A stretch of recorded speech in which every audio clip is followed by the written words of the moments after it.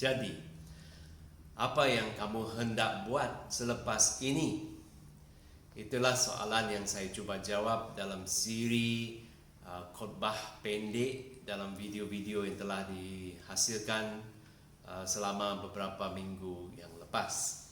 Dan dalam video-video ini saya telah sebenarnya memberi 7 prinsip, 7 langkah yang boleh diambil untuk menentukan atau merancang masa depan kamu. Dan semuanya itu telah dipetik atau diilhamkan daripada tulisan Paulus dalam Filipi 3. Sebagai kesimpulan, saya mau sekarang huraikan ke 7 prinsip ini, dan semoga kamu akan menggunakannya untuk merancang masa depan kamu serta menjayakan impian-impian kamu. Okey, prinsip yang pertama, kenal pasti apa sebenarnya kehendak kamu. Ya, kita telah dibesarkan untuk mementingkan kehendak orang lain, dan kita tak pernah diajar atau kurang digalakkan untuk berfikir dan menghayati apa yang kita sendiri hendak. Jadi ambil masa untuk berfikir, jujur dengan diri sendiri. Kenal pasti apa sebenarnya yang kamu hendak untuk diri kamu pada hari-hari, tahun-tahun yang akan datang. Kemudian beranikan diri untuk menyenaraikannya di dalam sebuah buku atau senaraikannya dalam komputer. Tapi pastikan ini telah ditulis hitam putih, boleh dilihat. Itu prinsip yang pertama. Prinsip yang kedua, perhatikan semua kehendak-kehendak kamu itu dan tanya diri kamu, apakah sebenarnya saya mau daripada semua kehendak ini? Saya mau semua ini, saya hendak semua ini supaya, ya, dan ini bertujuan untuk mengenal pasti apakah sebenarnya kehendak teras kamu, ya. Apakah sebenarnya kehendak teras kamu? Sebab kehendak teras biasanya tak akan berubah. Kehendak besar kemungkinan akan berubah, atau kalau satu kehendak sudah capai, akan timbul kehendak baru yang lain. Mengapa? Kerana kehendak teras itu siang malam menunggu untuk dipenuhi atau dicapai. Jadi kenal pastilah apakah kehendak teras kamu atau kehendak-kehendak teras kamu. Ini akan membantu kamu faham kenapa kamu hendak sesuatu dan tak hendak benda yang lain, ya. Okey, itu yang kedua. Prinsip yang ketiga ialah bersedialah untuk bekerja keras. Prinsip dalam tulisan Alkitab, dalam surat-surat Paulus, dan dimanapun kalau kamu lihat, prinsipnya ialah apa yang kamu hendak, kamu mesti berusaha sungguh-sungguh, bekerja keras untuk mendapatkannya. Jadi sediakanlah mentaliti untuk bekerja keras. Jangan bersungut, tetapi bersiap sedialah, ya.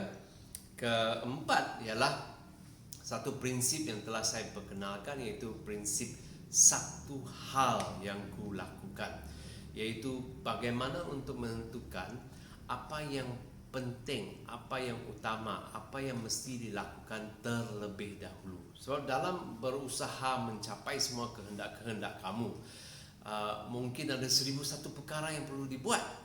Tapi dari 1001 perkara yang perlu dibuat, kamu mesti kenal pasti apa yang kamu boleh buat dan mesti buat hari ini, yang boleh membantu kamu untuk selangkah lebih dekat, seinci lebih dekat kepada harapan kamu dan kehendak kamu, ya. Selalu tanya, apakah satu perkara yang boleh saya lakukan dan mesti lakukan sekarang atau hari ini, tak boleh tunggu sampai besok, dan kalau dilakukan akan membantu saya lebih dekat mencapai kehendak saya. Prinsip yang kelima iaitu prinsip lupa apa yang di belakang. Sebab saya pasti dalam kamu mula berusaha untuk mencapai kehendak kamu, kamu mula bekerja keras, akan timbul suara, akan timbul pakar sejarah yang diam di dalam diri kamu, dan dia akan cuba ingatkan kamu apa yang berlaku 10 tahun yang lalu, apa yang berlaku setahun yang lalu, apa yang si Anu kata, apa yang terjadi. Dan semuanya ialah untuk melemahkan semangat. Semuanya ialah untuk membuat kamu tidak percaya dan meninggalkan niat untuk mencapai kehendak. Tapi kata Paulus, saya lupakan semua yang di belakang. Saya tinggalkan semua yang di belakang. Jadi belajarlah untuk tidak mempedulikan apa yang telah berlaku, sejarah silam kamu. Hanya yang dipedulikan ialah prinsip-prinsip, pelajaran-pelajaran orang-orang yang kalau kamu ingat dan akan dipakai dalam hidup kamu hari ini, akan membantu kamu untuk mencapai kehendak kamu keesokan hari. Prinsip yang keenam ialah kamu mesti sediakan matlamat, atau bahasa Inggrisnya goals. Dan matlamat ini saya cadangkan dalam video saya sebelum ini, dibina menggunakan kehendak kamu, tapi berpandukan akronim semata. Kamu ciptakan matlamat dan setiap hari kamu berusaha ke arah matlamat itu. Dan terakhir sekali ialah prinsip ganjaran.